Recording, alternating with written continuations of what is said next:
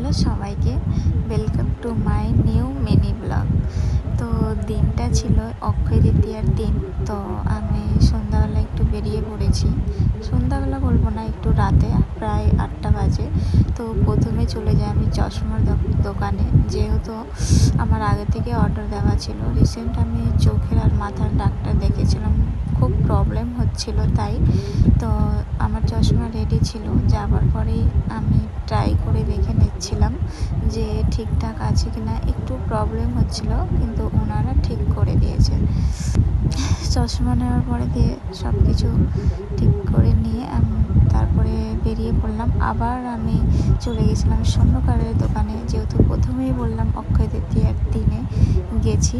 তো স্বর্ণকারের দোকানে যাবার পরে বেশ গল্প টল্প করে দিয়ে আমি ওখান থেকে আবার বেরিয়ে পড়ি আর চলে যাই একটু মলে যে একটু দেখে নিই।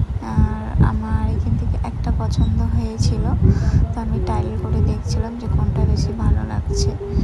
দিয়ে বেরিয়ে পড়লাম আবার মল থেকে, দিয়ে একটু খাওয়া দাওয়া করে আর বাড়ির উদ্দেশ্যে বেরিয়ে পড়েছিলাম। তো ভিডিও এতটাই, টাটা বাই বাই।